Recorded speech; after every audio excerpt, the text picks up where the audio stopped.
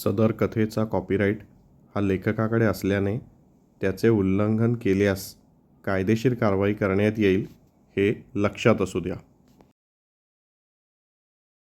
आज मॅच आहे. त्या दिवशी सोमवार होता. मी सकाळीच ऑफिसच्या 3 आठवड्याच्या दौऱ्यावरून परत आलो होतो. पुढचे 4 दिवस मला आराम होता. दुपारी मस्त चिकनचा बेत होता. मन तृप्त होईस्तवर मी जेवलो आणि दुपारी जो झोपलो तो थेट उठलो तेव्हा संध्याकाळची वेळ होती. आकाशात ढगांची गर्दी झाली होती. दिवसभर असंच ढगाळ वातावरण होतं, पण संध्याकाळी ते जास्त जाणवलं. मनात काहीतरी चुकल्यासारखं वाटत होतं, पण नेमकं काय हेच कळत नव्हतं. सूर्यास्त झाला आणि अजून उदास वाटू लागलं. घड्याळात 7चे टोले झाले आणि माझा लहान भाऊ, "दादा, टीव्ही लाव ना रे, आज आपली मॅच आहे," असं म्हणून हट्ट करू लागला. सविस्तर विचारलं तेव्हा समजलं की फारशी महत्त्वाची नाही, पण नेदरलँड्स नावाच्या नवख्या संघाशी मॅच आहे. भारत आणि नेदरलँड्स या संघांमध्ये 3 सामन्यांची मालिका आयोजित करण्यात आली होती. पहिला सामना 4 दिवस आधी होऊन गेला होता. आज एक सामना आणि 4 दिवसांनी तिसरा सामना, अशी योजना होती. आम्ही टीव्ही लावला तेव्हा सामना सुरू झाला होता. माझ्या भावाला क्रिकेटचा सामना फक्त बघायला नाही तर ऐकायलाही आवडतो, त्यामुळे त्याने टीव्हीचा आवाज मोठा ठेवला होता. हा आवाज कधीकधी शेजाऱ्यांच्या घरीही बसलेल्या व्यक्तीस स्पष्ट ऐकू येईल इतपत मोठा असायचा आणि आजचा दिवस देखील त्याला अपवाद नव्हता. शेजारी राहणारे आजोबा दारातून आत डोकावत होते. घराचे दार उघडे असल्याने आमचा आवाज त्यांच्यापर्यंत गेला असावा आणि "मॅच बघताय वाटतं" म्हणत तेही घरात आले. आजोबाही आमच्यासोबत येऊन बसले. काही मिनिटातच सगळे आपापल्या जागी बसले आणि आम्ही क्रिकेटच्या विश्वात दंग झालो. घड्याळाचे काटे सुसाट धावत होते. जवळजवळ 2 तास आम्ही अगदी गुंग होऊन सामना पाहत होतो. बघता बघता कधी सचिन 97 वर येऊन पोहोचला कळलंच नाही. आता राहिले 2 बॉल. सचिन 97 वर 9 विकेट पडलेल्या.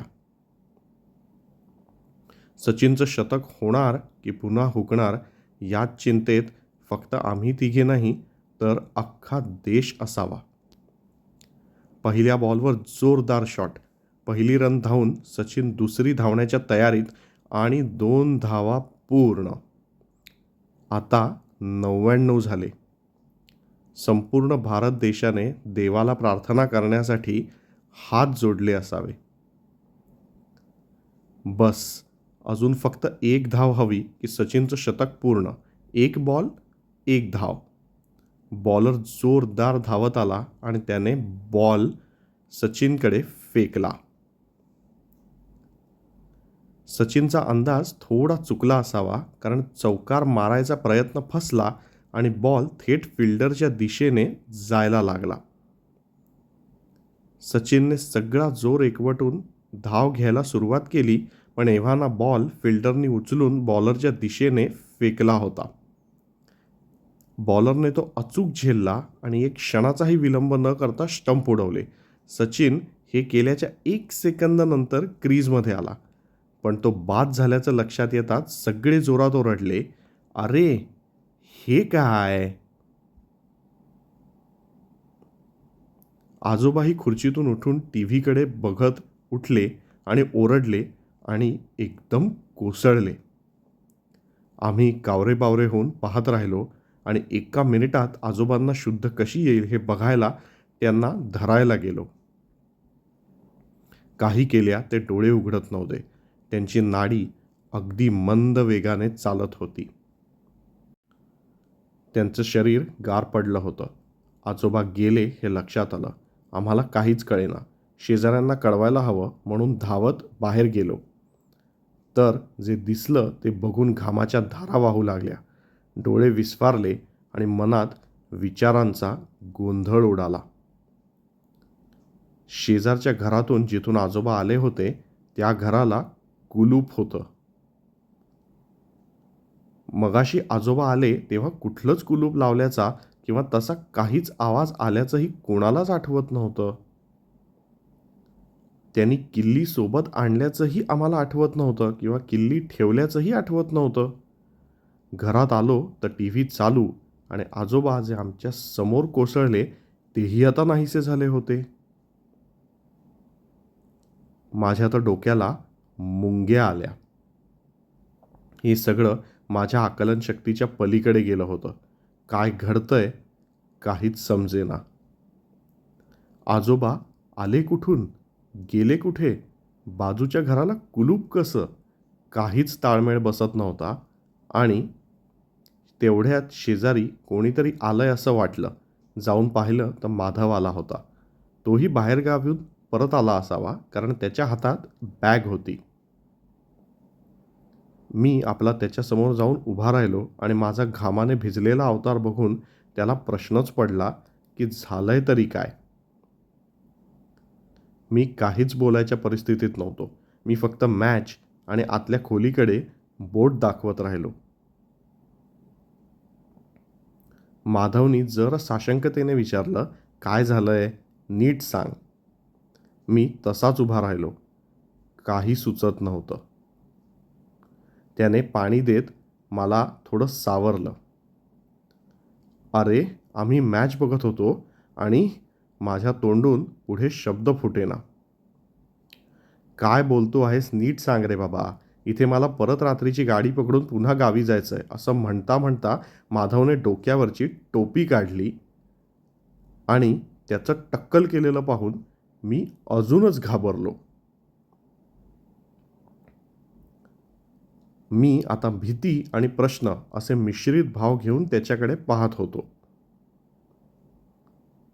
माधव डोक्यावरून हात फिरवत म्हणाला, "तुला समजलं की नाही?" "अरे, 4 दिवसापूर्वी बाबा गेले. अटॅक येऊन. टीव्हीवर मॅच बघत होते. सचिनच्या 100व्या शतकाची वाट पाहत होते." अचानक झालं रे सगळं. मला भेटताही आलं नाही त्यांना.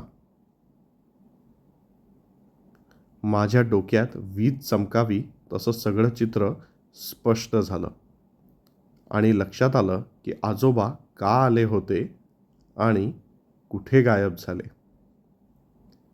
मी स्वतःला सावरलं आणि माधवला विचारलं की तो परत कधी येणार आहे. "परवा परत येईन," असं तो म्हणाला आणि कुलूप उघडून घरात गेला. 4 दिवसांनी संध्याकाळी मी माधवच्या घरची बेल मारली आणि त्यांनी दार उघडेपर्यंत शांत उभा राहिलो. माधव आला आणि त्यांनी विचारले, "काय रे, सहज आलास ना?" "अरे हो, तुला आज रात्री जेवायला आमच्या घरी ये हे सांगायला आलो होतो." "मस्त पार्सल आणू, पार्टी करू आणि आज खास पाहुणेही येणार आहेत," मी म्हटलं. "येतो येतो, पण आज पार्टी वगैरे, पाहुणे, खास काय आहे आज?" त्याने विचारले. "आज मॅच आहे," मी हसत हसत उत्तर दिलं.